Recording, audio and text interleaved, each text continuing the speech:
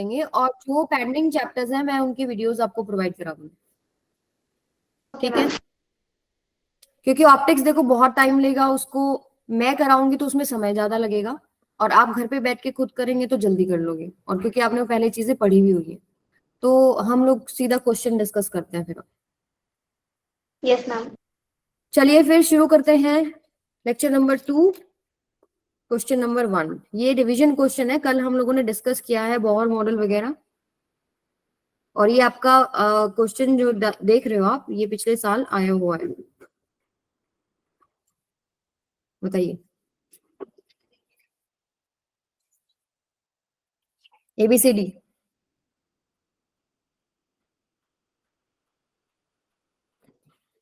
D, all the atoms पे लगेगा Bohr.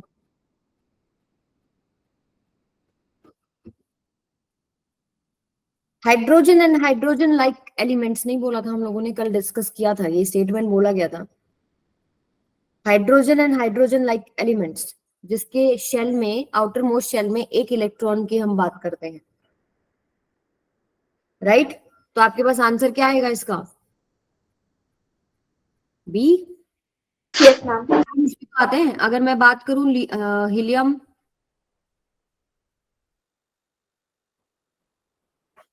Answer आएगा बेटा ये, only 1 electron atoms and ions. वो आयंस भी जिनमें एक इलेक्ट्रॉन बाहर है। मान लीजिए अगर मैं हीलियम पॉजिटिव की बात कर रही हूँ तो इसमें एक इलेक्ट्रॉन आएगा ना बाहर, मतलब आउटर मोस्ट में 2 इलेक्ट्रॉन होता है, और एक एक आपने बाहर निकाल दिया तो एक तो फिर भी बचा है, ठीक है। तो कल मैंने आप लोगों को ये बताया था, मतलब कल वाले नोट्स में लिखा था, जैसे हीलियम पॉजिटिव है, lithium 2 positive, beryllium 3 positive and boron 4 positive. यानी आयंस जिनमें एक इलेक्ट्रॉन आपका शेल में आ रहा है, और हाइड्रोजन तो है ही, उसमें एक इलेक्ट्रॉन होता ही है, तो only 1 electron atoms and ions. तो only hydrogen atom is not correct, only 1 electron atom भी आप नहीं बोलेंगे, आयंस भी आते हैं इसमें, एंड ऑल दी एटम्स, ये तो बिल्कुल ही गलत है। तो आंसर क्या हो गया? सी, ठीक है। देखो ऐसे क्वेश्चन है जो कॉन्सेप्ट बेस्ड क्वेश्चन है। अभी ये वाला देखो, डी ब्रोगली वेवलेंथ के ऊपर है, कल किया था ना discuss. wavelength for electron, proton and alpha particle, lambda e, lambda p, lambda alpha be the de Broglie wavelength of electron, proton and alpha particle respectively। तो इनमें से कौन सा रिलेशनशिप ठीक होगा? राइट, सी। सी ठीक होगा। सी कैसे ठीक होगा बेटा? एक मिनट फॉर्मूला लगा के देखता हूँ, 1 मिनट। मैम डी होगा। डी होगा, इलेक्ट्रॉन का वेवलेंथ निकालो। पहले तो बताओ डी ब्रोगली वेवलेंथ है क्या? Ma'am H upon P. हाँ मैम डी होगा। या फिर एच अपॉन दूसरा इज अंडर रूट लिख रूट दो, 2m kinetic energy. 2m kinetic energy. हम मान लेते हैं, देखो इसमें गिवन नहीं है, हम मान लेते हैं कि काइनेटिक एनर्जी सेम है सभी पार्टिकल्स का, और एच सेम है, तो क्या आपका lambda inversely proportional to under root M नहीं है? Yes ma'am. ठीक है। तो आपको पता है मास ऑफ प्रोटॉन और मास ऑफ इलेक्ट्रॉन और मास ऑफ अल्फा पार्टिकल क्या क्या होता है? देखो मास ऑफ, अगर एएमयू की बात करें तो अल्फा पार्टिकल का जो मास है वो 4 एटॉमिक मास यूनिट होता है, और प्रोटॉन की अगर आप बात करो तो लगभग 1 होता है, 1.0 प्रोटॉन का होता है 1.007 के आसपास। इलेक्ट्रॉन की बात करें तो 0.00055 एएमयू, मतलब इलेक्ट्रॉन का आपको वैसे भी पता है 10 टू द पावर -31 होता है, और प्रोटॉन का 10 टू द पावर -27। तो इलेक्ट्रॉन का मास क्या होता है? कम होता है। और ऐसे ही अगर आप न्यूट्रॉन की बात करें तो न्यूट्रॉन का भी आपका लगभग क्या होता है, ये आपको थोड़ा सा आइडिया होना चाहिए बेटा, इस तरह के क्वेश्चन अगर आए तो आपके पास 1.008। ठीक है, तो इनका हम लगभग सेम मान लेते हैं, इलेक्ट्रॉन का इससे कम है, अल्फा पार्टिकल का क्या हो जाता है? ज्यादा हो जाता है। तो ये मैंने एएमयू या यू से रिप्रेजेंट कर रखे हैं, ठीक है। तो ऑप्शन क्या हो जाएगा? जिसका मास सबसे ज्यादा उसका अल्फा सबसे, सॉरी लैम्डा सबसे कम, तो और सबसे कम मास किसका? इलेक्ट्रॉन का, तो उसका लैम्डा सबसे ज्यादा, तो option D is the D. समझ में आ गई? ठीक है। और आपके प्रीवियस ईयर कोई बुक वगैरह फॉलो करे ना, उसमें आंसर गलत दे रखा है उन्होंने, ये वाला दे रखा है शायद, ये वाला, ये नहीं आएगा। चलिए हाँ, इस पे बात करते हैं थोड़ा पास्ट एंड ब्रैकेट फंड वगैरह की। The study of hydrogen atom spectrum has mainly 5 series. Choose the correct sequence of this series in increasing order of their shortest wavelength. तो देखिए, जब हम सीरीज की बात करते हैं तो हमारे पास ऐसे लेवल्स होते हैं। पहला लेवल है हाइड्रोजन की बात करें, हाइड्रोजन की हम बात करें तो आपको याद है कल हम लोगों ने इसका 13.6 ऐसे लिखी थी ना वैल्यूज, याद है किसी को? क्या क्या Yes, वैल्यू ma'am. रखी थी? 13.6। फिर अगले की -3.4, -3.40, अगले की -1.51, बिल्कुल सही, आगे -0.85, 0.85। ठीक है, यहां तक आप याद कर लो और आगे भी आपके पास ऐसे बहुत सारे जो है लेवल्स आते जाएंगे। तो जब हम सीरीज की बात करते हैं तो हम एक फॉर्मूला डिराइव करते हैं कि 1/λ this is equal to r into 1/n l² minus में 1/n h कर लो, यानी लोअर लेवल और एक हायर लेवल हो गया। तो यहाँ पर जब हम लाइमन सीरीज की बात करते हैं, फॉर पर्टिकुलर सीरीज अगर हम लाइमन की बात कर रहे हैं तो 1/λ इज इक्वल टू क्या हो जाता है r इंटू में ये लोअर सीरीज क्या हो जाती है, लोअर लेवल कौन सा लेते हैं हम लोग, 1 फिक्स कर देते हैं, माइनस में 1/इसको n2² और n2 का वैल्यू क्या हो जाता है 2, 3, 4 and so on up to infinity, right. ऐसे ही आप बाल्मर करते हैं, बाल्मर में क्या हो जाता है 1/λ is equal to r into में 1 में 2 का स्क्वायर कर देते हैं, माइनस में 1/n2², और n2 का वैल्यू कहां से कहां है, कहां से शुरू होगा 3, 3 से इंफिनिटी तक। आप लोग past and bracket fund in सब के लिए लिख सकते हो, लिख सकते हो कि नहीं? अगर हम बात करें पास्ट एंड की तो पास्ट एंड के लिए 3 हो जाएगा n का वैल्यू, यस मैम। याद है ना ये सारी चीजें? हाँ जी, जो मैंने क्वेश्चन आपसे पूछा था रेशियो का, मैं बता रही हूँ। मैम वो भी इसी से बनेगा ना, मतलब हम यहाँ पे वेवलेंथ निकालेंगे फिर उससे फ्रीक्वेंसी फाइंड आउट कर लेंगे। यस यस, इसी से बनेगा, माइनस में यहाँ 1/n2², n का वैल्यू यहाँ से स्टार्ट हो जाएगा कौन सा 4, 5, 6 एंड सो ऑन। पास्ट के बाद क्या आता है ब्रैकेट, ब्रैकेट में क्या हो जाएगा यहाँ n का वैल्यू कितना हो जाएगा 4 और ये 5 से शुरू होगा, और फिर लास्ट है फंड जिसमें n का वैल्यू क्या हो जाएगा 5 और ये हो जाएगा 6 से शुरू। क्लियर है सबको ये चीज? फॉर्मूला क्लियर है? r क्या होता है, रिडबर्ग कांस्टेंट होता है। तो अभी देखो सवाल क्या है, choose the correct sequence of the series in increasing order of their shortest wavelength. तो सबसे पहले बात शॉर्टेस्ट वेवलेंथ, शॉर्टेस्ट वेवलेंथ के केस में अगर आपको अगर कंपेयर करना ना शॉर्टेस्ट वेवलेंथ सभी का, तो आप n2 को इन्फिनिटी मान लो, ठीक है। फिर जो लैम्डा आएंगे वो सारे लाइमन सीरीज का जो लैम्डा आएगा वो शॉर्टेस्ट वेवलेंथ वाला आएगा, पास्टन का शॉर्टेस्ट वाला आएगा, फंड का शॉर्टेस्ट, और फिर आप उनको कंपेयर कर सकते हो कि किसका बड़ा और किसका छोटा, ठीक है। तो आप बताओ मुझे किसका सबसे शॉर्टेस्ट होगा। जैसे हम आप ये जो लेवल है इनको दिमाग में रख सकते हैं। जैसे अगर हम बात करें लाइमन सीरीज की, तो लाइमन सीरीज में क्या बात होती है कि यहाँ से यहाँ इलेक्ट्रॉन आया है, यहाँ से यहाँ आया है, यहाँ से यहाँ आया है and so on up to infinity से आ रहा है। बाल्मर में क्या होता है यहाँ से इधर, ठीक है, फिर या तो यहाँ से इधर, यहाँ से इधर, सेकेंड लेवल पे आता है और फिर एक फोटोन रिलीज हो जाता है। तो आप मुझे एक बात वैसे भी सोच सकते हो, एनर्जी किसमें ज्यादा रिलीज होगी, एनर्जी किसमें ज्यादा रिलीज, मान लीजिए कोई इंफिनिटी पे है, ये इंफिनिटी है, ठीक है, एक तो आप यहां से यहां आ रहे हो, ठीक है, और एक आप यहां से यहां बाल्मर सीरीज में आ रहे हो या यहां आ रहे हो, तो एनर्जी रिलीज तो ये गैप होता है ना, जिसका गैप ज्यादा है इसका मतलब एनर्जी ज्यादा, यानी कि उसकी फ्रीक्वेंसी ज्यादा, फ्रीक्वेंसी ज्यादा यानी कि उसका वेवलेंथ सबसे कम हो जाएगा। तो आप ऐसे भी इसको सोच सकते हैं और आप फॉर्मूले से भी आप इसको सोच सकते हैं कि कैसे होगा। समझ में आई बात? देखो यहाँ पर क्या है, एनर्जी इज इक्वल टू जो भी फोटोन रिलीज होगा h में हो गया ना, यहाँ पर अब फ्रीक्वेंसी हाईएस्ट हो जाएगा, ये गैप सबसे ज्यादा है, और frequency is equal to c/λ होता है, यानी फ्रीक्वेंसी हाईएस्ट तो वेवलेंथ क्या हो जाता है, शॉर्टेस्ट हो जाता है। तो इन्फिनिटी पुट करेंगे to compare shortest wavelength. Clear है सबको? तो आप यहाँ से देख सकते हो कि शॉर्टेस्ट वेवलेंथ किसका होगा, जिसका एनर्जी सबसे ज्यादा, जिसका फ्रीक्वेंसी सबसे ज्यादा, यानी कि लाइमन सीरीज में होगा, उसके बाद बाल्मर में, देन ब्रैकेट, देन फंड। तो इनमें से कौन सा ऑप्शन करेक्ट है? क्या? Lyman, Balmer, Paschen, Brackett, Pfund, सी।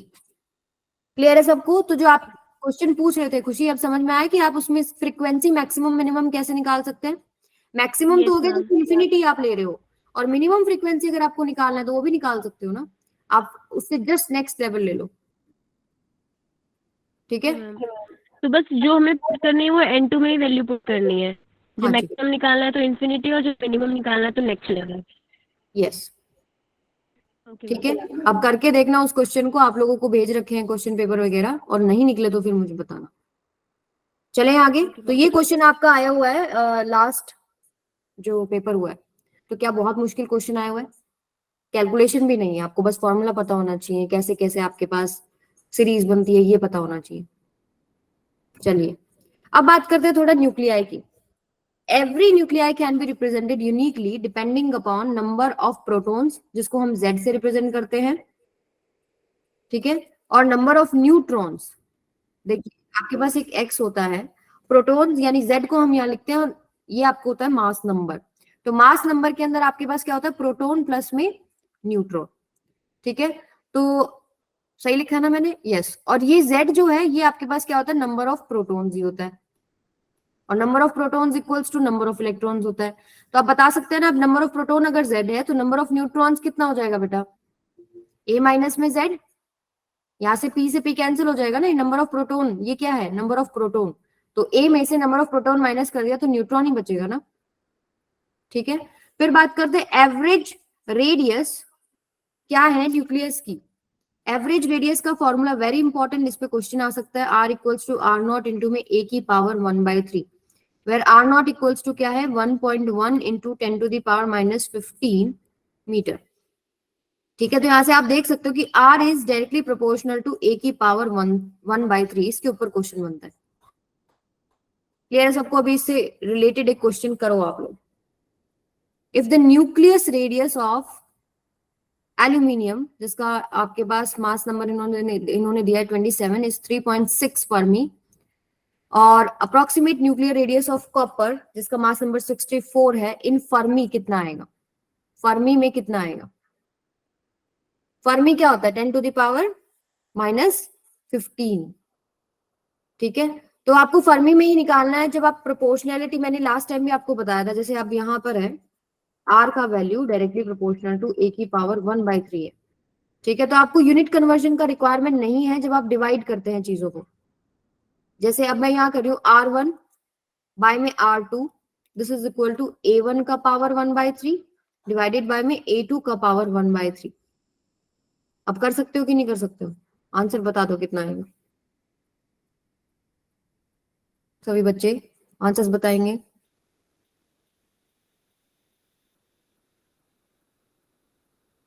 मैम ये रेशियो बताना है ना R1 R2 का, तो इसमें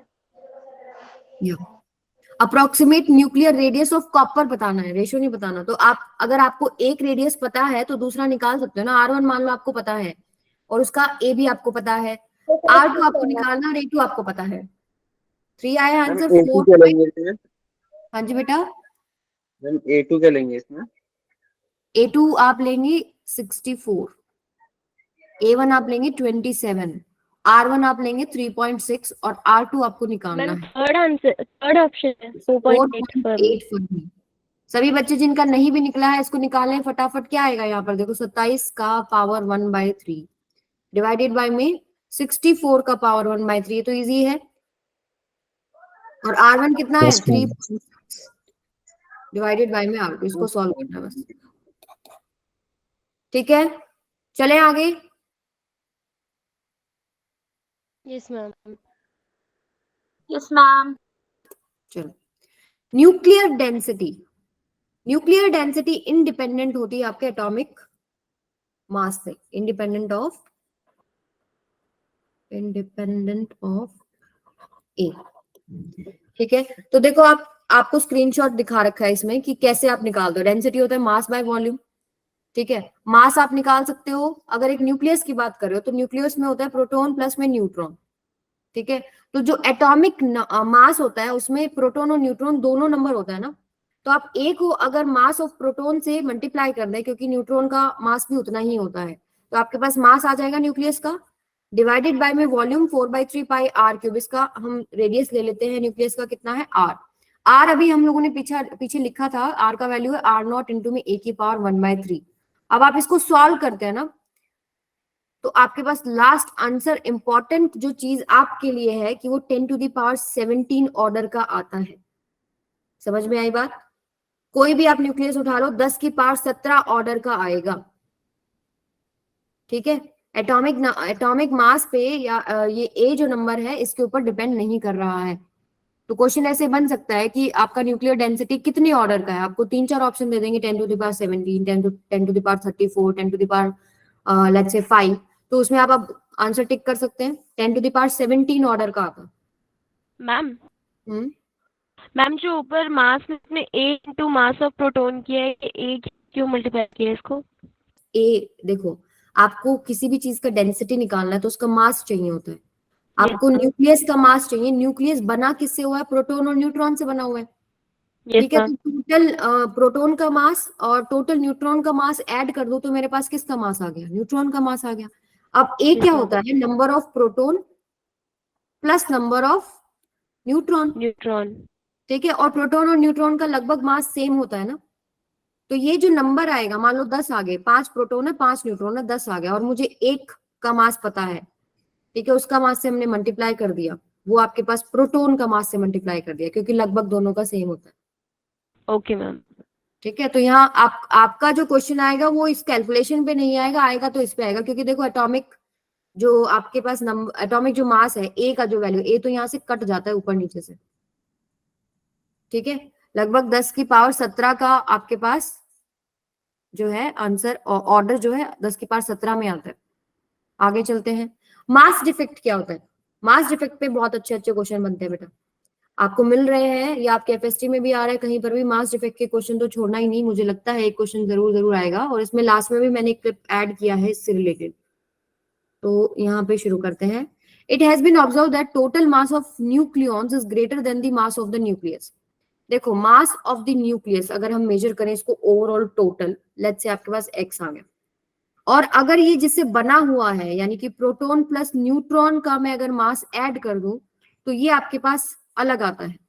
ये ऑब्जर्व किया गया कि न्यूक्लियॉन्स का जो अगर मैं सबका इकट्ठा अलग अलग ऐड करूं ना, तो मेरे पास जो मास बनता है वो ज्यादा बन रहा है, और मैं उसका एग्जैक्टली अगर ले रही हूँ मास, अगर मान लीजिए मैं तोड़ रही हूँ पूरे न्यूक्लियस को इकट्ठा, तो उसका मास कम बनता है। तो ये जो डिफरेंस होता है between expected mass and actual mass, actual mass क्या है? जो प्रोटॉन, एक्चुअल मास कौन सा हो जाएगा? जो आप उसका पूरा ले रहे हो इकट्ठा, एक न्यूक्लियस का जो एक्चुअल मास आपने किया, मान लो आपने वेइंग मशीन पे रख दिया तो कितना आया, लेट्स से। ठीक है, और एक्सपेक्टेड मास क्या था भाई? बना तो प्रोटॉन न्यूट्रॉन से है ना, प्रोटॉन प्लस और न्यूट्रॉन के जितने भी प्रोटॉन है, जितने भी न्यूट्रॉन है, उनको उनका टोटल मास निकाल लो, वही तो न्यूक्लियस का मास होगा। लेकिन देयर इज अ डिफरेंस, इसी को हम लोग क्या बोलते हैं? Mass defect. एक्सपेक्टेड मास में से आपको एक्चुअल मास माइनस करना है, या आप ऐसे भी कह सकते हो कि न्यूक्लियॉन्स जो है, न्यूक्लियॉन्स क्या है? दोनों है इसमें, प्रोटॉन भी और न्यूट्रॉन भी। तो मास ऑफ न्यूक्लियॉन्स में से आपने मास ऑफ न्यूक्लियस को माइनस कर देना है, तो ये आपके पास आता है मास डिफेक्ट। और इसी को आप अगर सी स्क्वायर से मल्टीप्लाई करते हैं तो हम बोलते हैं इसको बाइंडिंग एनर्जी। ठीक है, तो अगर आप क्वेश्चन आपको मिलते हैं, अगर आपको ये डेल्टा एम है ना, एटॉमिक मास यूनिट, यानी एएमयू या यू ऐसे लिखा होता है, एटॉमिक मास यूनिट में है, तो आप इसको मेगा इलेक्ट्रॉन वोल्ट में डायरेक्ट लिख सकते हैं। जो भी आपका मास डिफेक्ट आता है एएमयू में, जो भी आंसर आया एएमयू में, आप उसको 931.5 मेगा इलेक्ट्रॉन वोल्ट से मल्टीप्लाई कर दें तो आपके पास बाइंडिंग एनर्जी MEV में आ जाएगी। ठीक है, आपको सी स्क्वायर निकालने का जरूरत नहीं है, आपको मेगा इलेक्ट्रॉन वोल्ट में ही जो ज्यादातर क्वेश्चंस मिलेंगे वो मेगा इलेक्ट्रॉन वोल्ट में ही मिलेंगे। तो आप सीधा मास डिफेक्ट निकालो, multiply by 931.5 mega electron volt कर दो। This is important number. समझ में आ गई? मैम उसके मतलब सी स्क्वायर से मल्टीप्लाई करने की जरूरत नहीं होगी हमें? नहीं, आप सीधा मास डिफेक्ट निकालो।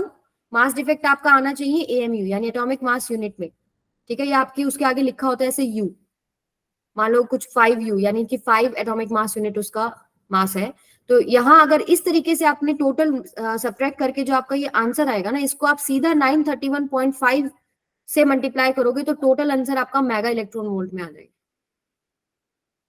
ठीक है, तो आपके पास बाइंडिंग एनर्जी आ जाएगी। आगे चलते हैं, इससे रिलेटेड एक क्वेश्चन करते हैं। इसमें है हालांकि स्टेप्स 3-4 हैं, थोड़ा सा लंबा है, लेकिन इसमें कवर सारी चीजें हो जाएंगी। जैसे calculate the binding energy per nucleon in mega electron volt, ऐसे लिखा होता है कई बार, या फिर आपको ऑप्शंस में दिखेगा कि मेगा इलेक्ट्रॉन वोल्ट में है। तो calculate binding energy per nucleon, सारे न्यूक्लियॉन्स की नहीं, सिर्फ एक nucleon of nitrogen nucleus from the following data. Mass of proton आपको गिवन है, मास ऑफ न्यूट्रॉन आपको गिवन है, मास ऑफ नाइट्रोजन न्यूक्लियस आपको गिवन है। तो आपको सबसे पहले क्या निकालना पड़ेगा? Delta M. तो डेल्टा एम क्या होगा? आपने कहा अभी पीछे फॉर्मूले में लिखा मास ऑफ न्यूक्लियन माइनस में मास ऑफ न्यूक्लियस जो पूरा आ Yes, रहा है। ma'am. मास ऑफ न्यूक्लियन को मैं क्या लिख सकती हूँ? मास of proton, Mass of neutron. Yes, mass of proton plus में मास ऑफ न्यूट्रॉन। अब मास ऑफ प्रोटॉन है कितने, उसमें प्रोटॉन्स कितने हैं वो हम किससे बात करते हैं? जेड से बात करते हैं। न्यूट्रॉन कितने हैं वो किससे बात करते हैं? ए माइनस जेड से बात करते हैं। माइनस में मास ऑफ न्यूक्लियस। इसको सॉल्व करो जरा। एटॉमिक नंबर आपको दे रखा है और मास नंबर भी आपको दे रखा है, 14 और 7।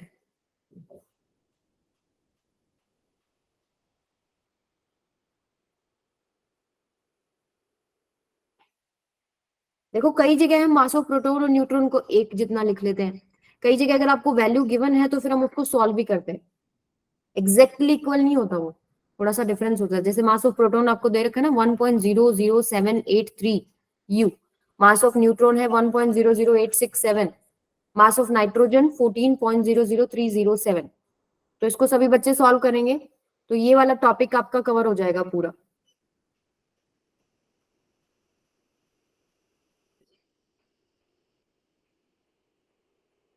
नेगेटिव में आएगा क्या कुछ आंसर? नेगेटिव में नहीं आएगा, नेगेटिव में तो आना भी नहीं चाहिए। नो मैम, नहीं मैम आएगी। ये क्या किया आपने? Z into mass of P. देखो एक ओके न्यूक्लियस, ओके ओके, समझी सुनो, मैम। एक न्यूक्लियस है, ठीक है। इसमें क्या होता है? प्रोटॉन प्लस न्यूट्रॉन होता है। प्रोटॉन नंबर हम एटॉमिक नंबर से बताते हैं ना, नंबर ऑफ प्रोटॉन्स और एटॉमिक नंबर सेम होता है, ठीक है। न्यूट्रॉन हम किससे बताते हैं? अगर मास नंबर ए है, मास नंबर होता है number of proton plus number of neutron. Number of proton क्या होता है बेटा? Atomic number. तो नंबर ऑफ न्यूट्रॉन किससे निकल जाता है? ए माइनस जेड से निकल जाता है। आई बात समझ में? मैम डेल्टा एम तो आ गया कितना आया? मैम 0.11243। बिल्कुल सही, 0.11243 AMU। अब क्या करें? इस कैसे मल्टीप्लाई? हाँ मल्टीप्लाई कर लो, बाइंडिंग एनर्जी आ जाएगी। Yes ma'am. 0.11243 multiply by 931 point, किससे कर रहे थे? 931.5। मैम ठीक है, 931 से गुणा। क्या कह रहे हो बेटा? मैम सी की वैल्यू तो 3 × 10⁸ होती है ना, हाँ क्या कहना चाह रहे हो फिर? तो डेल्टा एम सी स्क्वायर होता है, तो सी की वैल्यू आएगी, आपने ये वैल्यू की रखी यहाँ पे। देखो मेगा इलेक्ट्रॉन वोल्ट में पूछा है ना, तो हम binding energy mega electron volt में लेना चाह रहे हैं। तो मैंने आपको यही बताया था कि जब आपको मेगा इलेक्ट्रॉन वोल्ट में आंसर्स चाहिए है तो आप इसको ना सॉल्व करके आप सीधा मास इफेक्ट अगर एएमयू में है, एटॉमिक मास यूनिट में है, तो आप उसको 931.5 से मल्टीप्लाई करें, ये सारा आंसर आपका किस में बन जाएगा? मेगा इलेक्ट्रॉन वोल्ट में बन जाएगा, ठीक है। या तो आप उसको यूनिट को कन्वर्ट करें, उसमें आपको लगेगा बहुत ज्यादा समय। तो मेगा इलेक्ट्रॉन वोल्ट का दिमाग में रखें, अगर चाहिए आंसर तो मास अगर आपके पास एएमयू में है तो सीधा 931.5 से मल्टीप्लाई करें, बाइंडिंग एनर्जी आपका मेगा इलेक्ट्रॉन वोल्ट में आ जाएगा, मैम आ गया आंसर। ठीक है। तो ये आपके पास लगभग कितना आ रहा है बेटा? 104.72, 104.72। यस 732 जो भी है मेगा इलेक्ट्रॉन वोल्ट, वो आप राउंड ऑफ कर लेना। अब क्या यही पूछा है सवाल? क्या यही सवाल है? जवाब यही आएगा आपका। उन्होंने पूछा है बाइंडिंग एनर्जी पर न्यूक्लियन। ये थोड़ा यस, थोड़ा सा ध्यान रखेंगे ये चीज, पर न्यूक्लियन कहीं है तो क्वेश्चन बच्चे गलत कराते हैं और यहीं पर छोड़ाएंगे इसको। पर न्यूक्लियन कैसे निकालोगे? Divide by 14। तो बाइंडिंग एनर्जी बाय में न्यूक्लियन, न्यूक्लियन का नंबर कितना है? Number of proton plus neutron, जो कि आप किससे दिखाते हो? ए से दिखाते हो। ए कितना दे रखा है? 14 दे रखा है। तो न्यूक्लियन, नंबर ऑफ न्यूक्लियन, ये हो जाएगा बाइंडिंग एनर्जी जो आया है आपके पास 104.73 डिवाइडेड बाय में 14। तो जो आपका 7.48। ये 7.48 मेगा इलेक्ट्रॉन वोल्ट। क्लियर है? तो ये 2-3 स्टेप्स होते हैं कि डेल्टा एम निकलता कैसे है पूछा किस में है, कौन सी यूनिट्स में पूछा है, पर न्यूक्लियन पूछा है या टोटल बाइंडिंग एनर्जी पूछा है। तो ये थोड़ा सा मैम अगर आपको, टोटल पूछ रहे थे तो वहीं पे छोड़ देते ना। हाँ अगर total binding energy of nucleus पूछा है यही छोड़ देते 104, पर न्यूक्लियन पूछ लिया तो डिवाइड कर दिया 14 से। ठीक है, क्लियर है सबको। तो ये मैम अगर डेल्टा एम एएमयू में नहीं आया तो फिर सी स्क्वायर से मल्टीप्लाई करके कैसे कन्वर्ट करेंगे एमवीयू में? देखो अगर आपके पास डेल्टा एम जो है, वैसे बेटा एएमयू में आएगा, ठीक है, एटॉमिक मास यूनिट में ही डील करते हैं क्योंकि इसमें बहुत ज्यादा बड़े बड़े नंबर्स हो जाते हैं। तो अगर आप उसको करोगे भी तो आपके पास बाइंडिंग एनर्जी जूल में आएगी, जब आप डेल्टा एम को मान लीजिए किलोग्राम में है, ठीक है, और सी आपके पास मीटर पर सेकंड में है, तो एनर्जी जब ऐसा यूनिट्स में, ऐसा यूनिट्स पुट करेंगे बाइंडिंग एनर्जी जूल में आएगी। फिर जूल को आप इलेक्ट्रॉन वोल्ट में करोगे तो आपके पास 1 इलेक्ट्रॉन वोल्ट में कितना होता है, 1.6 इंटू 10⁻⁻19, यही होता है ना। Yes ma'am. ठीक है, फिर आप 1 जूल को कन्वर्ट करोगे इलेक्ट्रॉन वोल्ट में और फिर मेगा में कन्वर्ट करोगे उसको 10⁻6 में। Okay ma'am. ठीक है, तो ये बेसिक स्लाइड दिखाना एक बार। याद रखो, और ये याद रखो कि जब आप एसआई यूनिट में पुट कर रहे हो तो आप एनर्जी को जूल में लेते हैं, फिर जूल को इलेक्ट्रॉन वोल्ट में करेंगे और फिर उसको मेगा इलेक्ट्रॉन वोल्ट में करेंगे, तो दैट इज वेरी लेंथी। तो इतना कैलकुलेशन का तो क्वेश्चन मतलब ही नहीं है कि आपके अभी सीयूईटी में आ जाए, तो आपको सीधा एएमयू में ही मिलेगा। जब भी हम न्यूक्लियस वगैरह से डीलिंग करते हैं तो जनरली 95% से भी ज्यादा केसेस में आपको एटॉमिक मास यूनिट में ही क्वेश्चन मिलेगा। ठीक है, इसीलिए आपको ये अलग से स्पेसिफिकली बताया गया है कि 931.5 है, आपको सीधा बार बार निकालने की जरूरत नहीं है। चलिए ठीक है,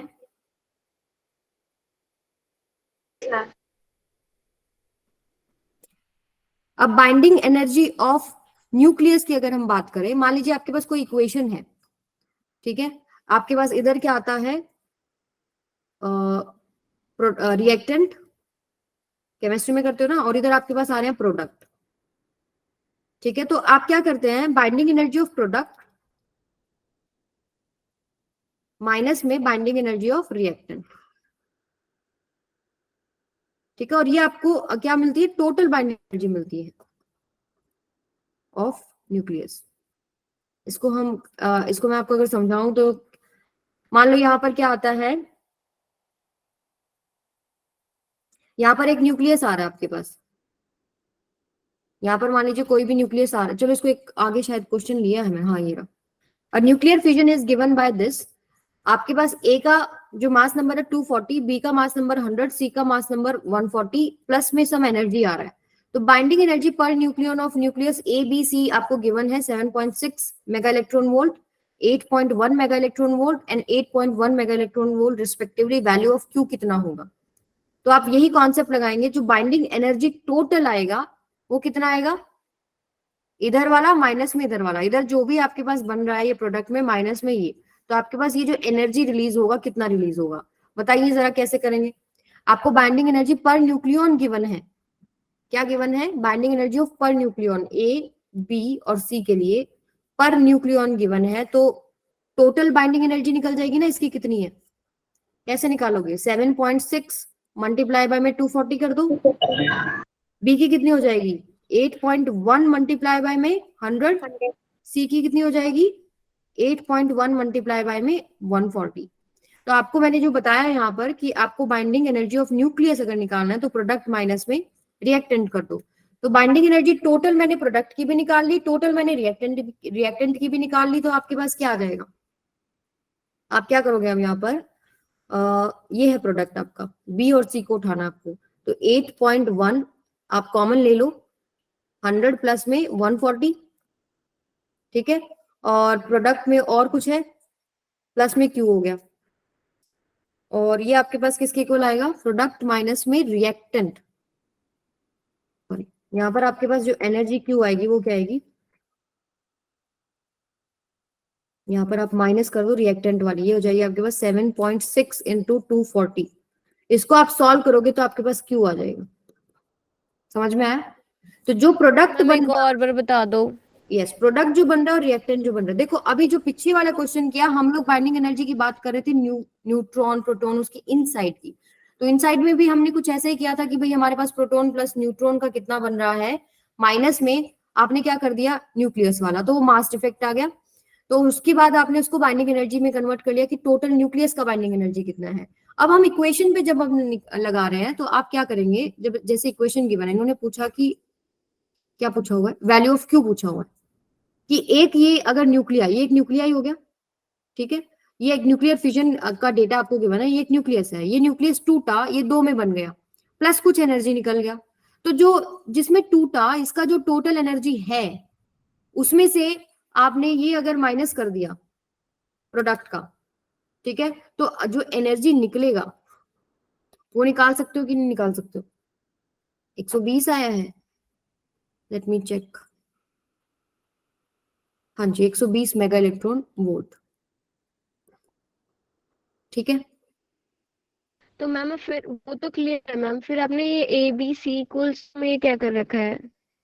ये तो चीज मैंने निकाली है ना, एबीसी का मुझे टोटल बाइंडिंग एनर्जी तो नहीं पता था ना, इन्होंने पर न्यूक्लियन दे रखा था, यानी कि पर न्यूक्लियन, यानी कि अगर इसमें 240 न्यूक्लियॉन्स हैं तो एक न्यूक्लियन का दे रखा है, 240 का निकालना तो पड़ेगा ना, टोटल इसका निकालना पड़ेगा, टोटल इसका निकालना पड़ेगा और उनको सब्ट्रैक्ट करना पड़ेगा, वो ये एनर्जी आ जाएगा।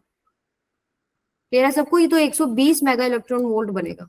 तो ऐसे इक्वेशंस को सॉल्व करना आना चाहिए कि एनर्जी का डिफरेंस क्या है। तो ऐसे अगर आपको एनर्जी पर न्यूक्लियन दे रखा है तो पूरा न्यूक्लियस का एनर्जी आप निकाल सकते हैं कि कितना होगा, ठीक है, क्लियर है सबको? Yes ma'am. चलिए फिर स्टेबिलिटी ऑफ न्यूक्लियस की अगर हम बात करें, if binding energy per nucleon is more for a nucleus then it is more stable because more energy required to break the nucleus into constituents. अच्छा चलिए एक मुझे बात बताओ कि इसमें प्रोटॉन बोल रही हूँ मैं, न्यूट्रॉन बोल रही हूँ, ये एक न्यूक्लियस है, तो प्रोटॉन प्रोटॉन तो एक दूसरे को रिपेल करेगा, तो how can that be stable? कौन से फोर्सेस आते हैं यहाँ पे? Nuclear force.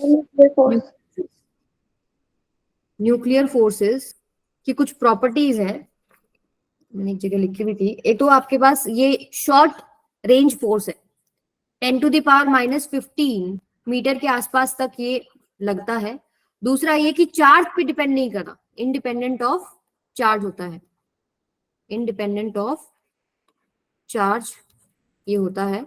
और इसके अलावा आपके पास एक सैचुरेशन का पॉइंट होता है, सैचुरेशन इफेक्ट होता है न्यूक्लियर फोर्सेस में। इसका मतलब क्या होता है?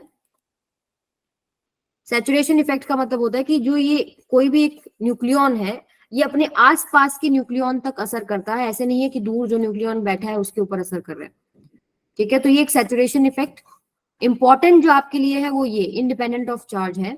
एंड ये कौन से डिस्टेंस तक जो है कामयाब है? 10⁻⁻15 मीटर तक ये लगता है। तो आप क्या करते हैं, मान लीजिए आप दो न्यूक्लियॉन्स को पास लेके आ रहे हो, पास लेके आ रहे हो, पास लेके आ रहे हो, पहले तो कूलम्ब जो आता है ना पिक्चर में वो उसको रिपेल करेगा, लेकिन अगर आप उसको 10⁻⁻15 मीटर तक के डिस्टेंस पे ले जाते हो तो न्यूक्लियर फोर्स पिक्चर में आ जाता है। समझ में आई? तो ये तो होता है इसके अंदर की बात कि इसमें कौन कौन से फोर्सेस लगते हैं। तो न्यूक्लियर फोर्स के ऊपर भी कई बार एक दो क्वेश्चन होता है कि न्यूक्लियर फोर्स क्या होता है। एक तो शॉर्ट रेंज होता है, ठीक है, और कितने ऑर्डर तक लगता है, और इंडिपेंडेंट ऑफ चार्ज होता है। आगे बात अगर हम एनर्जी की फॉर्म में समझें तो आप समझ सकते हो कि जब आप उसको इतने डिस्टेंस पे ले आए ना, तो एक दूसरे को बाइंड जो उन्होंने कर रखा है वो बाइंडिंग एनर्जी है, बाइंडिंग एनर्जी पर न्यूक्लियन। यानी कि अगर आप मान लो एक प्रोटॉन और एक प्रोटॉन है आपका न्यूक्लियस में, बाइंडिंग एनर्जी पर न्यूक्लियन का मतलब क्या है? अगर अब आपको न्यूक्लियर फोर्स हटाना है ना, मतलब उनको सेपरेट करना है, तो आपको कुछ एनर्जी लगाना पड़ेगा। तो वो जो एनर्जी निकाला गया कि भाई दो प्रोटॉन्स को सेपरेट करने में लेट्स से कितना आपको जोर लगाना पड़ा, वो है बाइंडिंग एनर्जी पर न्यूक्लियन। तो अब जितना जोर लगाना पड़ रहा है समझ लो क्या है, वो स्टेबल है। तो binding energy per nucleon is more for a nucleus then it is more stable because more energy required to break the nucleus into its constituents. समझ में आई बात? यस हाँ। मैम। फिर इसमें हम लोग एक ग्राफ करते हैं, आपको याद हो, बाइंडिंग एनर्जी पर न्यूक्लियन, और नीचे क्या था, क्या था? एटॉमिक मास, यही था ना, ठीक है। और इसमें हम ग्राफ प्लॉट करते हैं, आपको याद हो, hydrogen, helium, lithium, beryllium, carbon, nitrogen और आयरन, ठीक है, लास्ट यूरेनियम। तो इस तरीके से कुछ ग्राफ आता है, ऐसे करके, कुछ ऐसे करके, और फिर ये ऐसे, और फिर ये ऐसे जा रहा है। ये एग्जैक्ट नहीं बनाया लेकिन कुछ इस तरीके से ग्राफ आता है। आता है नहीं आता, तो कुछ पीक्स आती है, ठीक है। और यहाँ पर जो सबसे ज्यादा बाइंडिंग एनर्जी पर न्यूक्लियन किसकी है? आयरन। आयरन। उसका नंबर क्या है? 50, मतलब वैल्यू कितना है, कितना आएगा बाइंडिंग एनर्जी पर न्यूक्लियन? 8.8 आता है, I think 8.8 mega yes electron, ma'am. इतना ही होना चाहिए। लेट मी चेक, लिखा था 8.8 ही होना चाहिए, यस 8.8 मेगा इलेक्ट्रॉन वोल्ट, ठीक है। और इसका आपको पता होना चाहिए क्या, मास नंबर कितना होता है? 56, ठीक है। मास नंबर कितना होता है बेटा? 56। और एटॉमिक नंबर कितना है, किसी को याद है? एटॉमिक हम नंबर 26। 28। ये पर्टिकुलर आपको याद होना चाहिए, ये इसका वैल्यू याद होना चाहिए। तो हमारे अर्थ में भी आपको, अगर आपने सुना है कि आयरन बहुत मात्रा में पाया जाता है क्योंकि सबसे ज्यादा स्टेबल है, ठीक है। उसके कॉन्स्टिट्यूएंट एलिमेंट्स को तोड़ने में आपको बहुत ज्यादा एनर्जी लगाना पड़ेगा, तो अपना आराम से पड़ा है, उसको डिस्टर्ब नहीं कर रहा कोई। तो यहाँ पर आयरन के केस में बाइंडिंग एनर्जी पर न्यूक्लियन सबसे ज्यादा है, ठीक है। और आपके पास 8.8 मेगा इलेक्ट्रॉन वोल्ट जो है उसका बाइंडिंग एनर्जी पर न्यूक्लियन होता है। 26 होता है क्या आयरन का? Yes ma'am. 26 कर लो बेटा, 26, ठीक है। क्लियर है सबको? अच्छा, जो ये पीक्स मिलती हैं वो कहाँ मिलती हैं आपको? देखो, जब 2 से आप 20 तक जा रहे हो ना, थोड़ा सा मैं आइडिया दे रही हूँ, 2 से 20 तक जब आप जा रहे हो तो आपके पास नंबर ऑफ प्रोटॉन्स लगभग नंबर ऑफ न्यूट्रॉन्स के इक्वल होते हैं।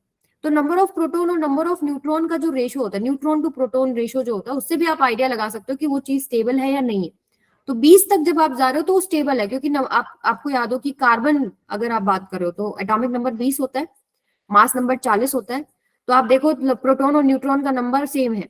तो जब तक आप कार्बन, कैल्शियम की बात करें ना, कैल्शियम तक जो है आपके पास जो ये रेशो है वो आपके पास सब कांस्टेंट है, सबका सेम है। प्रोटॉन और न्यूट्रॉन का नंबर, यस कैल्शियम, प्रोटॉन और न्यूट्रॉन का जो नंबर है वो लगभग सेम है। लेकिन इससे आगे जब आप जा रहे हो, जब 20 से आगे चलने लग जाते हो, तो क्या होता है, नंबर ऑफ प्रोटॉन्स बढ़ने लग जाता है। क्या होता है? नंबर ऑफ प्रोटॉन्स बढ़ने लग जाता है, जिसकी वजह से रिपल्शन फोर्स ज्यादा होने लग जाते हैं और वो इंस्टेबिलिटी आनी शुरू हो जाती है। और जैसे जैसे आप लास्ट तक पहुंच रहे हैं यूरेनियम 235 और इनमें, तो बहुत ज्यादा नंबर ऑफ प्रोटॉन हो जाते हैं, तो वो हाईली अनस्टेबल है और वहां रेडियो एक्टिव डिके होता है। तो अगर आपको याद हो, फिजन कहां से कहां होगा? अगर आप आफ्टर 170 चल रहे हैं, आफ्टर 170, तो न्यूक्लियर फिजन पिक्चर में ज्यादा रहता है, टूटेगा, वो बहुत अनस्टेबल है, 2 कॉन्स्टिट्यूएंट्स में टूटेगा, बहुत ज्यादा नंबर ऑफ प्रोटॉन हो जाता है। और न्यूक्लियर फ्यूजन की बात करें तो वो आपके पास कहां तक रहता है बेटा? ये आई थिंक आपका रहता है 30 से 170 के बीच में रहेगा। यहाँ न्यूक्लियर फ्यूजन, 2 छोटे कॉन्स्टिट्यूएंट्स मिलकर जो है एक स्टेबल न्यूक्लियाई बनाते हैं। क्लियर है? तो ये थोड़ा सा आइडिया होना चाहिए कि न्यूक्लियर फिजन किधर हो रहा है, न्यूक्लियर फ्यूजन कहाँ हो रहा है, कहाँ सबसे ज्यादा है। और एक इसमें पॉइंट और था, जब 2 से 20 के बीच में आप हैं, जैसे हीलियम 4, कार्बन 12, ऑक्सीजन 16, ये ऐसे नंबर हैं जिनका 4 के मल्टीपल है ना इनका एटॉमिक मास। एटॉमिक मास क्या है? 4 का मल्टीपल आपको जहां दिख रहा है, तो वहां पर आपको ये पीक्स मिलते हैं। तो ये अपने नेबरिंग वाले जो न्यूक्लियस है उनसे ज्यादा स्टेबल होते हैं। जैसे आप अगर इसको देख रहे हो, इससे आगे वाले से भी ये स्टेबल और इससे पीछे वाले से भी स्टेबल है। क्यों? यहाँ इसको याद करने का तरीका क्या है कि जो एटॉमिक मास है वो मल्टीपल ऑफ 4 अगर आ रहा है तो that is more stable in comparison to their neighbouring nucleus. तो आई डोंट थिंक सो इससे ज्यादा इसमें आपको रिक्वायर्ड है कुछ भी। 30 से 170 वेरिएशन, या 30 से 170 आप बोल रहे हो, देखो 30 से 170 जब आप जा रहे हो तो आप देख रहे हो कि यहाँ पर कुछ खास वेरिएशन नहीं हो रहा है, बाइंडिंग एनर्जी पर न्यूक्लियन लगभग सेम सही है। तो ये थोड़ा सा याद होना चाहिए, पीक वाले जो एलिमेंट्स हैं, आयरन वाला जो है इसका वैल्यू कितना है, फ्यूजन कहाँ है, फिजन कहाँ है, और ये थोड़ा सा न्यूक्लियर फोर्सेस के बारे में पता होना चाहिए। और stability, binding energy per nucleon ज्यादा है तो स्टेबिलिटी ज्यादा है। क्लियर है मैम ये सब? पीक क्यों क्रिएट करता है? अब ये डिटेल में फिर आपको पूरा थ्योरी टॉपिक करना पड़ेगा बेटा, वो स्टेबल बन रहा होगा ना, ठीक है। वो स्टेबल बन रहा है, आप आपस में जुड़ने के बाद उनका जो प्रोटॉन या फिर न्यूट्रॉन का जो रेशो है वो सही जा रहा है, तो आप बोल सकते हो कि वो स्टेबल ज्यादा है, यानी उसका बाइंडिंग एनर्जी पर न्यूक्लियन ज्यादा है, ठीक है। यस चलिए, मैम। ऐसा क्वेश्चन आया हुआ, देखो, the dependence of binding energy per nucleon on the mass number is represented by, कौन सा है?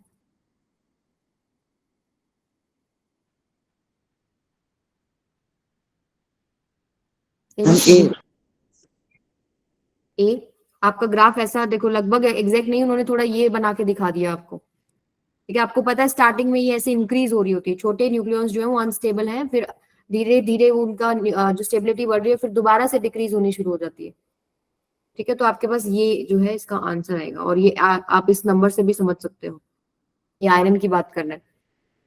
ठीक है, आगे चलते हैं। अब आपका जो क्वेश्चन बनता है alpha decay, beta decay. Beta के भी दो टाइप्स होते हैं और गामा डिके। तो अल्फा डिके की अगर आप बात करो तो हम इसको एक इक्वेशन से लिखते हैं। जैसे मान लो आपके पास क्या है, एक्स जेड और ये हो गया आपके पास ए। बताओ क्या क्या कंपोनेंट लिखूं, वाई के नीचे यहाँ क्या लिखूं, एटॉमिक नंबर कितना हो जाएगा? जेड माइनस में 2, नहीं, मास नंबर कितना हो जाएगा? ए माइनस में 4, प्लस में एक हीलियम आपने निकाल दिया। ये इक्वेशन आपको याद होना चाहिए, पूछ सकते हैं आपको। ठीक है, आपको ऐसे नहीं पूछेंगे एक इक्वेशन, आपको 6-7 सीक्वेंस में दे देंगे और पूछेंगे कि अल्फा कहाँ है, बीटा कहाँ है, या बीटा नेगेटिव डिके कहाँ है, बीटा पॉजिटिव डिके कहाँ है, गामा डिके कहाँ है। तो ऐसे सीक्वेंस में 4-5 स्टेप दे देंगे, क्वेश्चन करेंगे इससे रिलेटेड कैसे आता है। फिर आता है beta negative decay. Beta negative decay, मान लो यही है आपके पास एक्स जेड ए, और इसका बीटा नेगेटिव डिके हुआ है। नेगेटिव डिके मतलब इलेक्ट्रॉन जो है इसने न्यूक्लियस से जो आइटम से वो बाहर निकाल दिया है।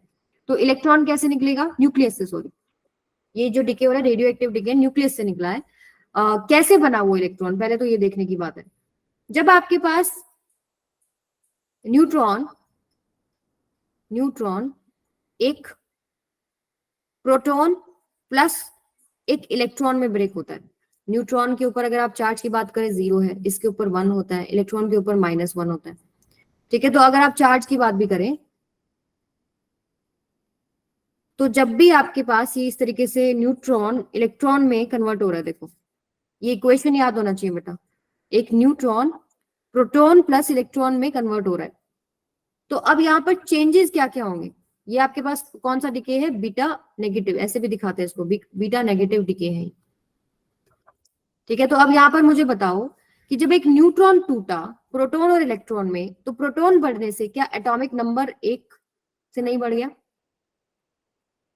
बढ़ा है नहीं बढ़ा? एक न्यूट्रॉन ब्रेक हुआ प्रोटॉन और इलेक्ट्रॉन में, तो आपका एटॉमिक नंबर क्या होता है? प्रोटॉन का नंबर, प्रोटॉन बढ़ गया तो Z+1 हो गया। लेकिन क्या ए के ऊपर कोई फर्क पड़ेगा? ए क्या था? Number of nucleons. अगर न्यूट्रॉन टूटा है तो उसकी जगह प्रोटॉन बन गया है, तो ए तो आपके पास सेम रहेगा ना। Yes ma'am. ए क्या है? ए आपके पास है न्यूट्रॉन प्लस में प्रोटॉन। आपने तोड़ दिया न्यूट्रॉन, एक न्यूट्रॉन माइनस कर दिया आपने, लेकिन उसकी जगह आपने एक प्रोटॉन ऐड भी तो कर दिया, तो टोटल तो आपके पास सेम ही रहेगा। ठीक है, प्लस एक इलेक्ट्रॉन आप लोगों ने निकाल दिया, -1 इस पे चार्ज है, और एक एंटी न्यूट्रिनो इसमें साथ निकलता है।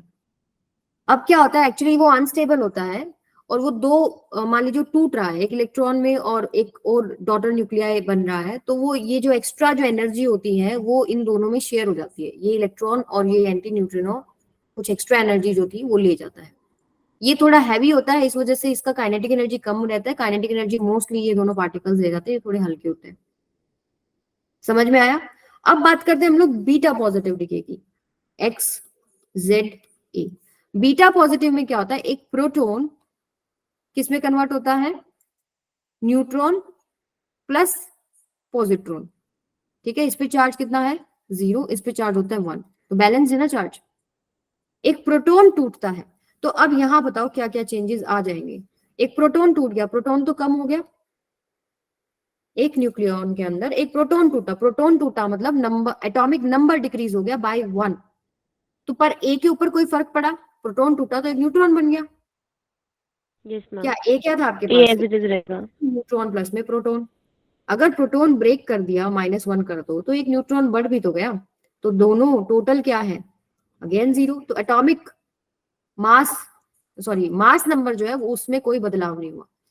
प्लस में एक आपका ई पॉजिटिव और एक आता है न्यूट्रिनो, एंटी न्यूट्रिनो नहीं आएगा, neutrino.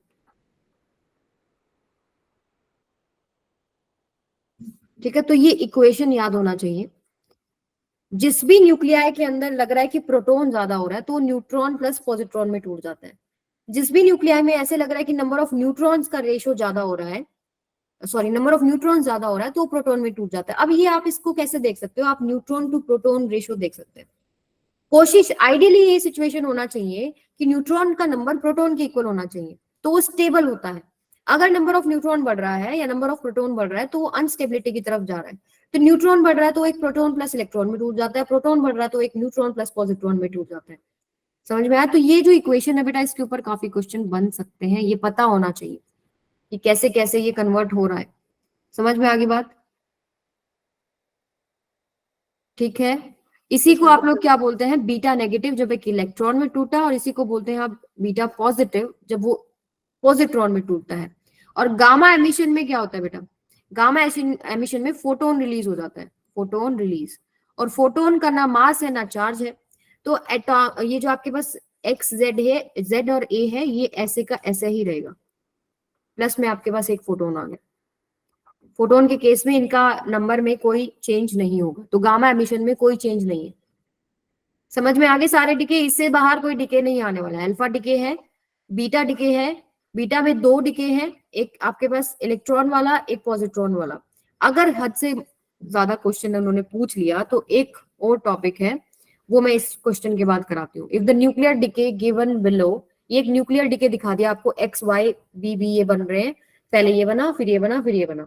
The particle emitted in the sequence are, तो मान लीजिए पहले ये बना, इससे ये कन्वर्ट हो रहा है, तो कौन सा पार्टिकल निकलेगा बताइए, कौन सा पार्टिकल निकलेगा? बीटा।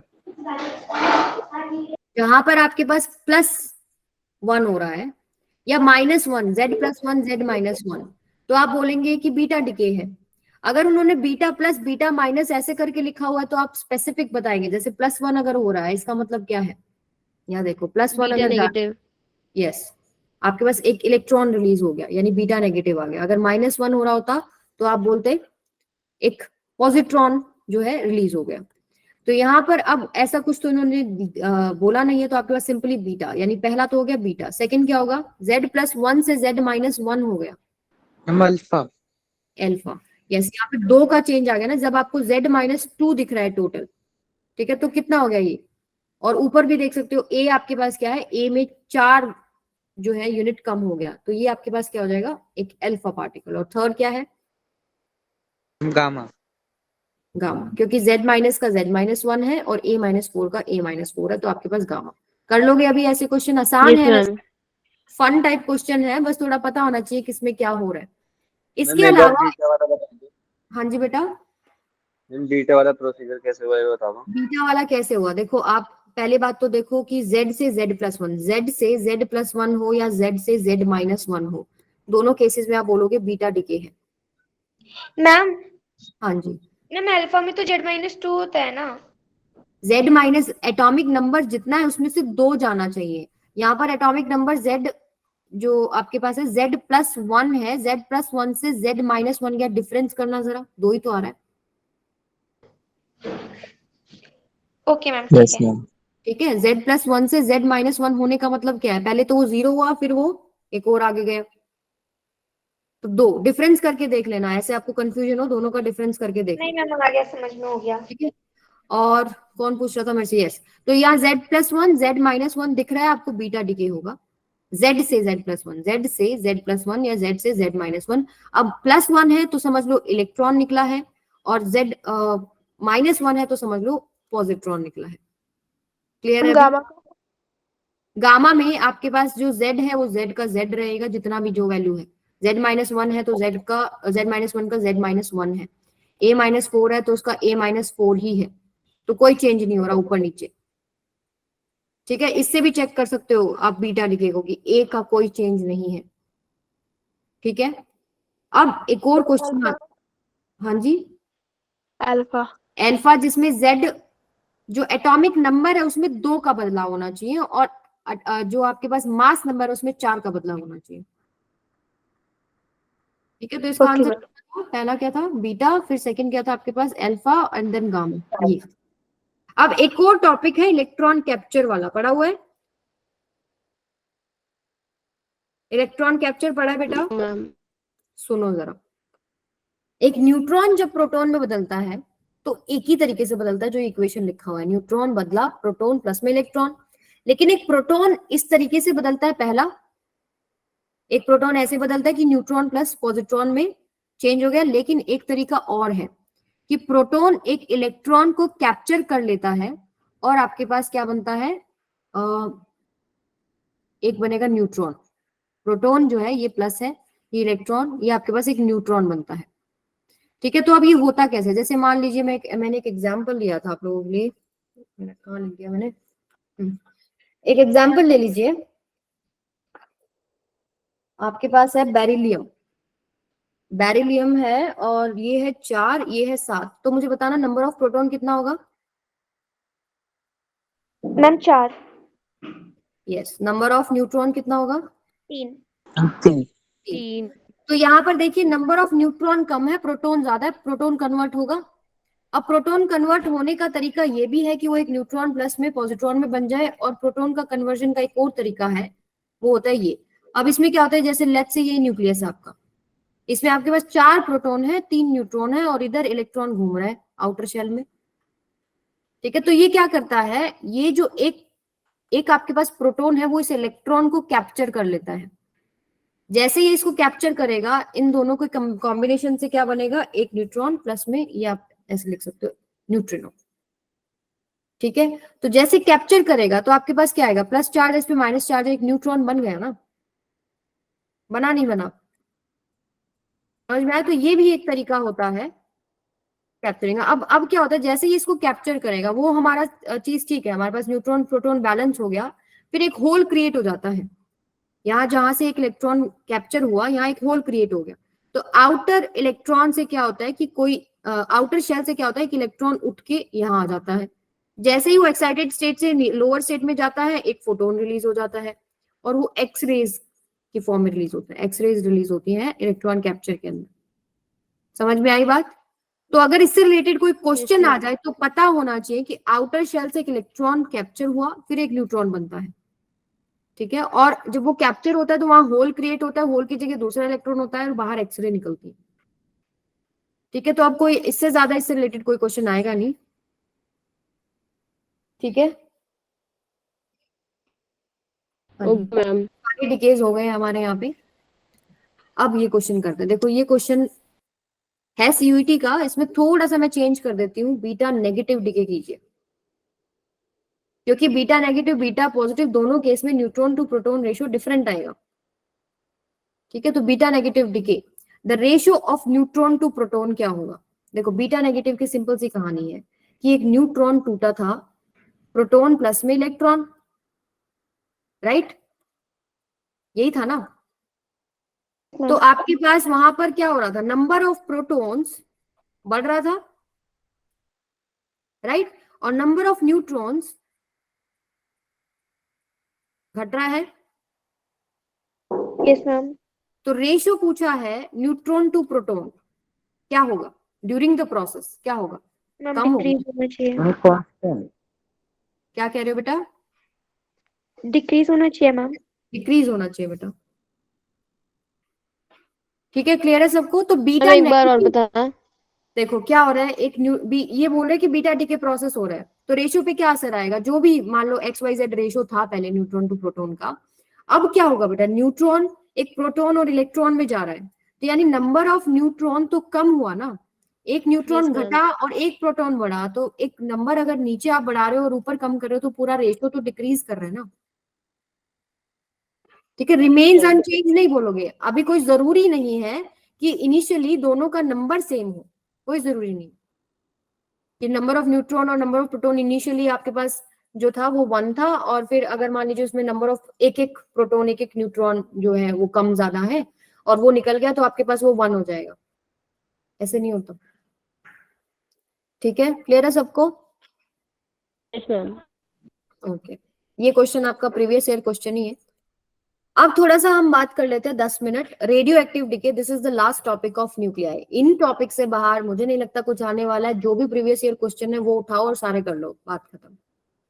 ठीक है, तो रेडियो एक्टिव डिके पे आते हैं। When there is a very large number of nuclei in a sample, एक बहुत बड़ा सैंपल है मान लो, उसके अंदर न्यूक्लियाई बहुत ज्यादा है, तो rate of decay is proportional to the number of nuclei that are present.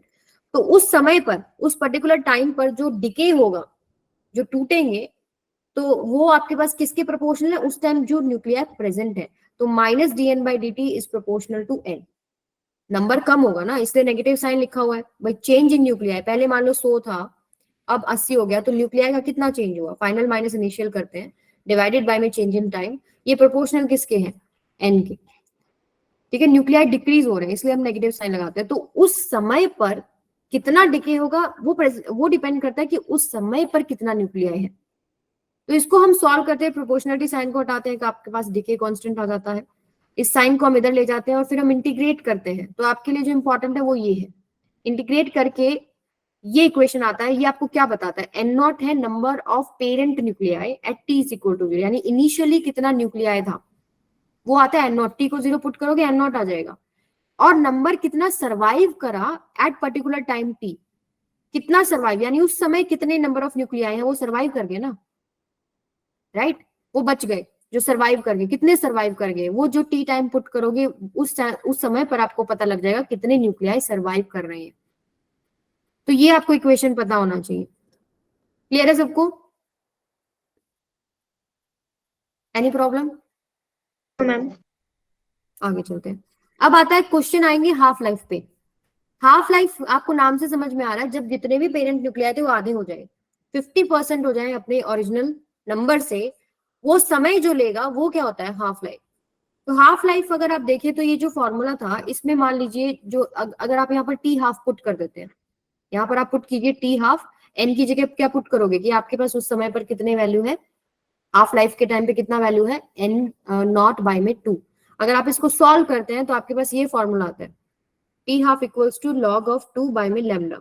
Log of 2 क्या होता है, 0.693 बाय में लैम्डा। तो इसको याद कर लो, या इसको, एक ही बात है। लॉग 2 का वैल्यू वैसे आपको याद भी होना चाहिए, कितना होता है 0.693। देखो ln2 लिखा हो या log 2 बेस ई लिखा हो या सिंपली log 2, एक ही बात होती है। बेस इसका मतलब बेस ही है, नेचुरल लॉग है। log 2 की वैल्यू ये होती है? log 2 की वैल्यू आई थिंक 0.3 समथिंग होती है ना, ये सर यहाँ पर 0.6 नेचुरल वो आपकी बेस 10 पे होती है बेटा। ठीक है, ये नेचुरल लॉग की बात कर रही हूँ मैं। ठीक है, बाकी हम चेक करते हैं एक बार क्लास के बाद, ये कंफर्म भी कर दूंगी मैं। आई थिंक वो लॉग बेस 10 पे होती है जो 0.3 समथिंग होती है, और Yes, लॉग ma'am. बेस 0.693। इसको अगर हम करते हैं, चलो ये सॉल्व करेंगे, वैसे आई थिंक यही वैल्यू होती है। तो टी हाफ की वैल्यू होगी 0.693 बाय में लैम्डा, ये याद रखिए। फिर आता है एक मीन लाइफ होता है, ये रेसिप्रोकल होता है किसका, डिके कांस्टेंट का। टी एवरेज ये हम इसको रिप्रेजेंट करते हैं, this is equal to 1 by lambda. अगर आपसे कोई पूछ ले कि मतलब क्या है मीन लाइफ का या एवरेज टाइम का, इसका मतलब ये है कि अपने ओरिजिनल का 37% घट गया है वो, उस समय को आप क्या बोलते हो, मीन लाइफ। ठीक है, after a time equal to mean life number of radioactive nuclei decreases to 1 by e times. तो ये ऐसा क्वेश्चन डायरेक्ट भी पूछ सकते हैं आपको। ठीक है, मीन लाइफ में कितना परसेंट डिके हुआ, यानी अपनी ओरिजिनल पर्सन का 37% कम हो गया वो। समझ में आ गई बात? आप ये निकाल सकते हो, आप ये कैसे निकाल सकते हो, जो आपका फॉर्मूला है ना उसमें आप जो टी का वैल्यू है वो 1 बाय लैम्डा पुट करेंगे तो आपके पास आंसर आ जाएगा। ठीक है, अब आगे चलते हैं एक्टिविटी। एक्टिविटी में कौन कितना तेज डिके हो रहा है, स्लो डिके हो रहा है, तो वो डिपेंड किस पे, डिके रेट जो है, डिके रेट को ही हम लोग क्या बोलते हैं, एक्टिविटी बोलते हैं। माइनस dn/dt को ही हम एक्टिविटी बोलते हैं। दिस इज प्रोपोर्शनल टू उस टाइम कितना नंबर ऑफ न्यूक्लियाई है। ठीक है, इस प्रोपोर्शनलिटी साइन को आप हटाते हैं तो लैम्डा आ जाता है, और इसको हम आर से रिप्रेजेंट कर देते हैं। जो डिके रेट है या एक्टिविटी है उसको आर से, और कई बुक्स में ए से भी रिप्रेजेंटेड होता है, ए से भी रिप्रेजेंटेड होता है, तो इससे कंफ्यूज नहीं होना। अब वही चीज है, ये minus dn/dt is equal to lambda n. ठीक है, रेडियो ये जो एक्टिविटी है आपकी प्रोपोर्शनल किसकी हो गई, ये पूरा एक्टिविटी है R, it is proportional to n. ठीक है, और आप बताइए मुझे एन की जगह एन नॉट वाला फॉर्मूला नहीं लिख सकते क्या, एन नॉट इंटू में ई की पावर में माइनस लैम्डा टी, यस, तो ये लैम्डा एन नॉट क्या हो जाता है, activity at time t is equal to 0, उस समय कितना डिके रेट है। इसका यूनिट क्या होता है, becquerel, this is equal to 1 decay पर सेकेंड, 1 BQ मतलब 1 डीके पर सेकेंड। तो आप बच्चे बहुत कंफ्यूज होते हैं, मैं बताती हूँ आपको कहाँ कंफ्यूज होते हैं। कई बार क्वेश्चन में दिया होता है एक्टिविटी और फॉर्मूला इस्तेमाल कर रहे हैं n equals to n naught e की पावर माइनस लैम्डा t। तो जो आपके पास ये फॉर्मूला आता है ना, r equals to r not into में e की पावर माइनस लैम्डा t, आप कई बार इसकी जगह ये भी इस्तेमाल कर ले तो आपका आंसर गलत नहीं होता, क्योंकि ये वाला फॉर्मूला भी आया तो इसी को डिराइव करके था ना।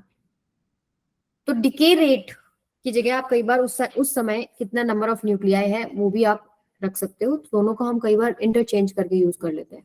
वैसे पता होना चाहिए कि जो डिके रेट है वो प्रोपोर्शनल टू एन, ये डिके प्रोपोर्शनलिटी साइन हटाते हैं एन आता है, इस डिके रेट को आप आर बोलते हैं, ठीक है। तो यहाँ पर देखिए एक और कई बार आपको क्वेश्चन सॉल्व करने में बहुत हेल्प करता है, वो n equals to n not by में 2 की पावर n। n क्या है, number of half life elapsed, मतलब मान लो पहला एक फर्स्ट हाफ लाइफ चला गया, n का वैल्यू 1, तो n कितना वैल्यू बच गया, n नॉट बाय 2 आधा बच जाएगा। सेकेंड हाफ लाइफ चला गया, n का वैल्यू कितना हो गया 2, 2 का 2 कितना हो गया 4, यानी n नॉट बाय 4 वैल्यू बच जाएगा। ऐसे जितना नंबर ऑफ हाफ लाइफ चला जाए उससे आप बता सकते हैं कि उस समय पर कितना बचा हुआ है। अब इससे रिलेटेड एक क्वेश्चन है, ये आप लोग ट्राई करें अभी। A radioactive substance decays to 1/16th of its initial activity in 40 days. Half life of the radioactive substance expressed in days is. This is the last question. अभी ट्राई करेंगे आप लोग।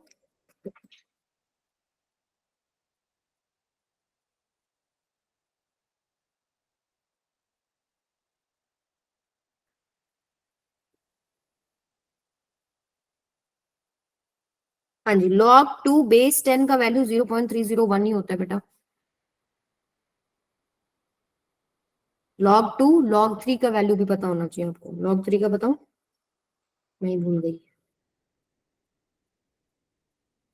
log 3 बेस 10 का value होता है 0.477।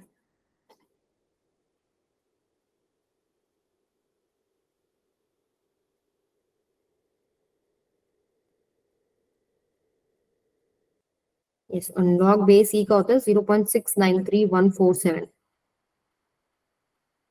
आप simply क्या कर सकते हो, log बेस 10 को मल्टीप्लाई करते हैं ना हम लोग 2.308 से, तो आप ई से बेस 10 में कन्वर्ट कर सकते हो, 10 से बेस ई में कन्वर्ट कर सकते हो। सभी बच्चे सॉल्व करेंगे क्वेश्चन।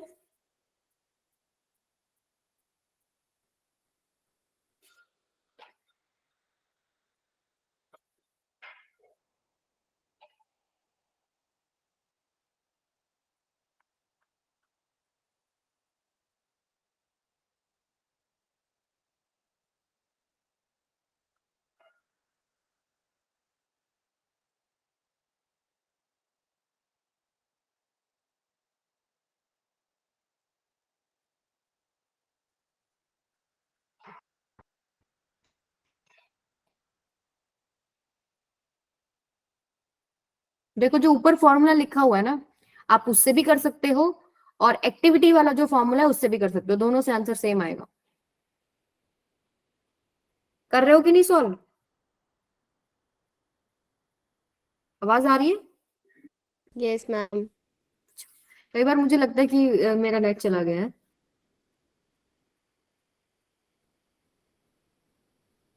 चलो पहले मैं आपको इससे करके दिखाती हूँ। Radioactive substance decays to 1/16th of its initial activity in 40 days. ठीक है, 1/16। तो मैंने आपको बोला था कई बार हम एक्टिविटी की जो बात कर रहे हैं, decays to its initial activity मतलब इनिशियल नंबर का 1/16 हो गया। इसको एक्टिविटी को हम ऐसे कई बार रिप्रेजेंट कर लेते हैं, तो हम बोल सकते हैं क्या कि जो अब आपके पास n है वो क्या है, 1/16 ऑफ n नॉट है। तो ये कितना हो जाएगा, n बाय में m naught, this is equal to 1/16। ठीक है, this is equal to 1 by में 2 की पावर n, यानी 2 की पावर n इक्वल्स टू 16। यानी इसको आप लिख सकते हो 2 की पावर n इक्वल्स टू 16 को क्या लिखे, 2 की पावर 4। 4 n कितना आ गया 4, यानी कि कितनी नंबर ऑफ हाफ लाइफ जा चुकी है, कितनी नंबर ऑफ हाफ लाइफ जा चुकी, 4। ठीक है, तो आपके पास क्या आ जाएगा 40/4। 20। ठीक है, इतना समय कितना लगा है ये, मतलब यहाँ जो 4 हाफ लाइफ, इसमें समय कितना लगा है 40, तो 1 हाफ लाइफ का टाइम निकाल सकते हो ना, सॉरी 10, यस 10, तो 1 हाफ लाइफ आ गया 10। अगर ऐसे नहीं समझ में आता तो एक्टिविटी का फॉर्मूला तो पता ही है, a is equal to a nought into e की पावर माइनस लैम्डा टी। तो a by Yes, a ma'am. Nought कितना, 1/16, this is equal to e की power minus lambda t, a by a nought, यही होगा initial का, क्या होगा आपके पास 1/16 of initial value, a by a nought 1/16 Yes, होगा। ma'am. अब दोनों तरफ आप लॉग ले सकते हो या नहीं, लॉग ले लें, log a by b Yes, कितना होता है, ma'am. Minus log b, log a minus log b, log a log 1 0 हो जाता है बेटा, लॉग 1 क्या होता है 0, ये मैं इसलिए नहीं लिख रही थी, log a minus log b यानी 16, this is equal to minus lambda t आ जाएगा, Yes, ma'am. क्यों ना, लॉग बेस ई अगर आप दोनों तरफ ले रहे हैं तो ई से ई चला गया, 1 हो गया। तो ये पावर जो है, ये आप ऐसे भी लिख सकते हो क्या कि log ऑफ ई की पावर माइनस लैम्डा टी, ये पावर आगे आ जाती है माइनस लैम्डा टी, ठीक है, और ये 1 हो जाता है। सिंपली आप जब भी एक्सपोनेंशियल कर लें तो पावर जो है वो आगे लिख दें। तो यहाँ से अब आपके पास क्या आएगा, इसको सॉल्व कर सकते हैं कि नहीं कर सकते, यहाँ से अब आपके पास आएगा, माइनस से माइनस गया, इसको भी आप तोड़ सकते हो, इसमें log 2 का power 4 is equal to lambda t, ठीक है, ये हम मान लेते हैं आपके पास क्या है,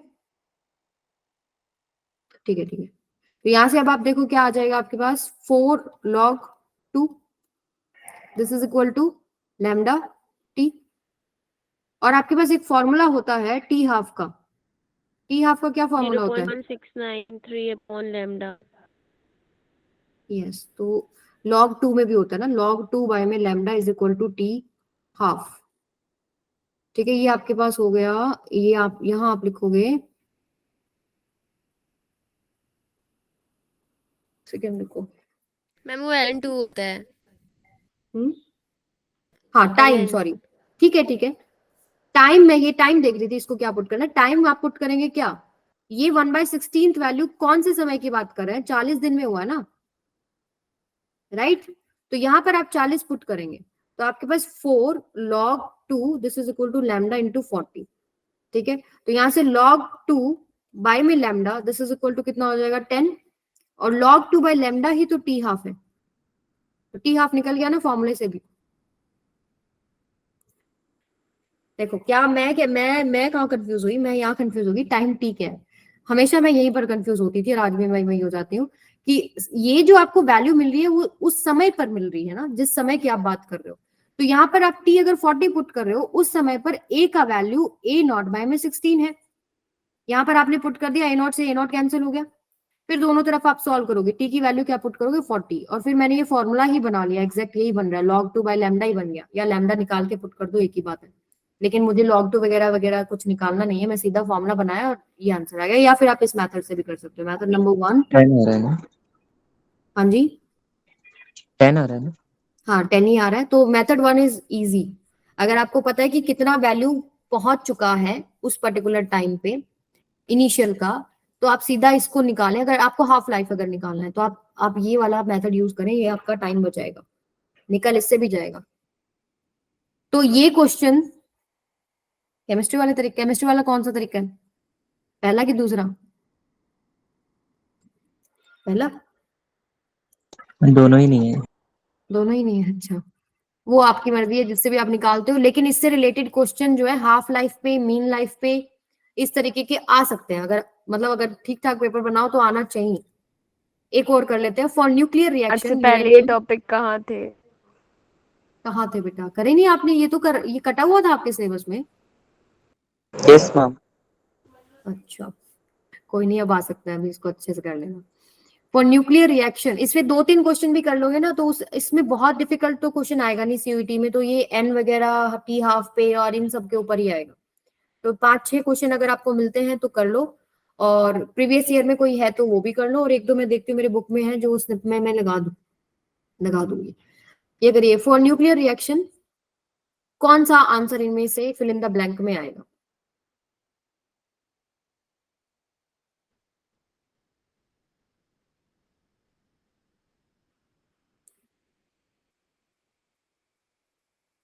क्या करना होता है ऐसे क्वेश्चन में? आप ऊपर जो मास नंबर है उसको बैलेंस कर लो। बी, यस, बी या ऑप्शन होगा। ऊपर वाला कर लो, चाहे नीचे जो आपका एटॉमिक B। नंबर है उसको बैलेंस कर लो, तो ये आपके पास आंसर आ जाएगा। तो इस तरह के क्वेश्चन पूछ सकते हैं। और चलिए, ये आपका होमवर्क क्वेश्चन है।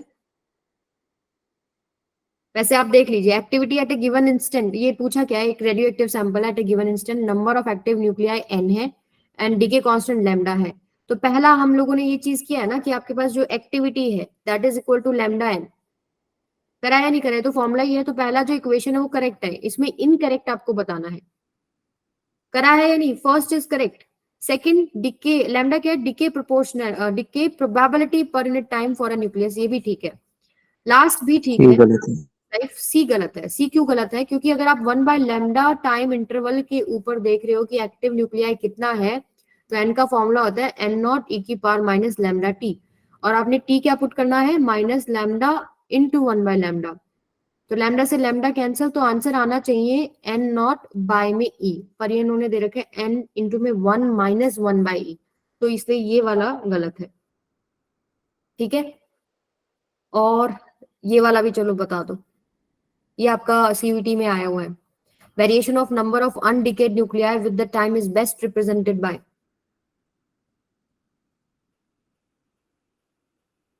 इक्वेशन उठाओ, माइनस लैम्डा टी। अगर टाइम को मैं 0 पुट कर दूं तो n का वैल्यू कितना हो जाएगा? n not. ठीक है, टाइम को अगर आप इन्फिनिटी पुट कर रहे हो, अगर आप टाइम को इन्फिनिटी पुट कर रहे हो, n का वैल्यू क्या जा रहा है? 0। और कहीं बीच में आप पुट कर रहे हो n का value is proportional to e की पावर माइनस लैम्डा टी, तो एक्सपोनेंशियल डिक्रीज। देखो पहला तो बिल्कुल नहीं हो सकता, मैम बी। यस, ये भी नहीं हो सकता, ये भी नहीं हो सकता, और ये भी स्ट्रेट लाइन फॉल तो हो ही नहीं सकता। ये आएगा आपके पास आंसर। तो ऐसे क्वेश्चन आए हुए, मुश्किल था, टॉपिक पढ़ा हुआ तो कर लोगे। ठीक है, चलिए, ये देखो मैंने इसमें कुछ क्वेश्चन ऐड किए हुए हैं आप लोगों के लिए, और ये क्वेश्चन आपके पेपर में आए हुए हैं, इनको आप प्रैक्टिस कर लेना। ठीक है, तो 2 सेट्स के क्वेश्चन मैंने वैसे इसमें डाल दिए। कोई और अगर ऐसा क्वेश्चन होगा तो फिर हम लोग एफएसटी वगैरह डिस्कस करेंगे ना, तब कर लेंगे। तो यहाँ पर आपका जो पूरा कंप्लीट मॉडर्न फिजिक्स है वो हो जाता है। तो ये जो टॉपिक्स आप लोगों को 2 दिन में कराए गए हैं, अगर इनसे रिलेटेड आप अपना अच्छे से प्रैक्टिस करेंगे तो मॉडर्न फिजिक्स में क्वेश्चन गलत नहीं करोगे।